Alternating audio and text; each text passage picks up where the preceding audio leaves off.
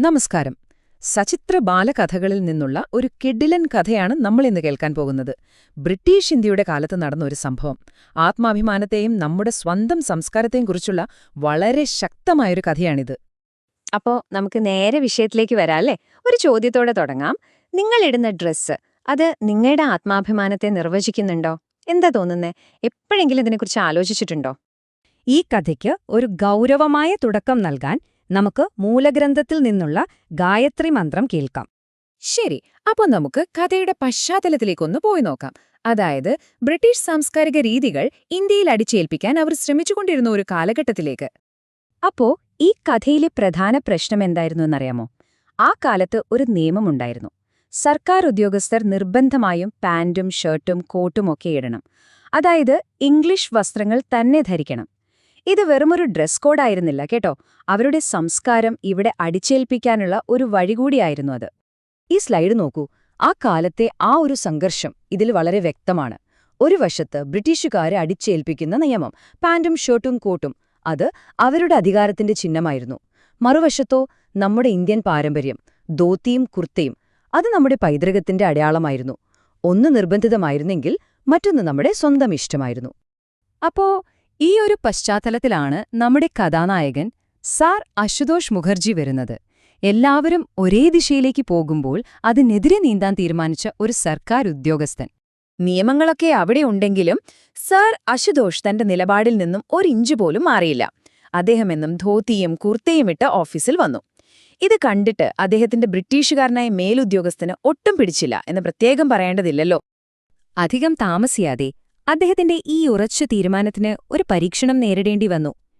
അദ്ദേഹത്തിന്റെ ഒരു സുഹൃത്ത് വളരെ പ്രായോഗികമെന്ന് തോന്നുന്ന ഒരു ഉപദേശവുമായി അദ്ദേഹത്തെ കാണാൻ വന്നു.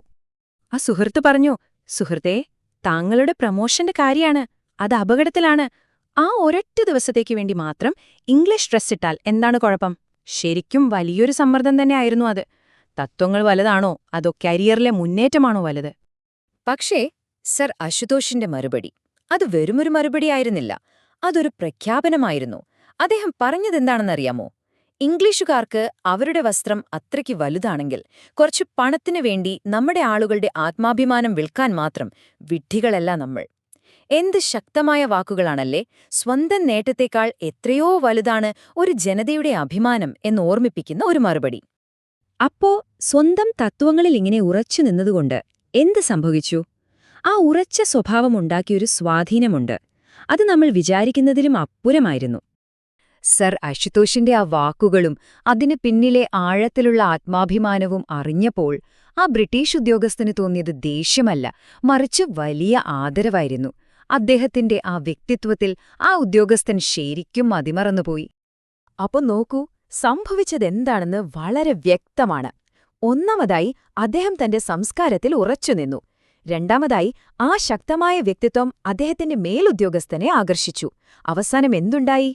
ഏത് സ്ഥാനക്കയറ്റത്തിന്റെ പേരിലാണോ വിട്ടുവീഴ്ച ചെയ്യാൻ ആവശ്യപ്പെട്ടത്, ആ ഓഫീസിലെ ഏറ്റവും ഉയർന്ന പദവി തന്നെ അദ്ദേഹത്തെ തേടിവന്നു. ഈ കഥയുടെ സത്ത ഇതാണ്.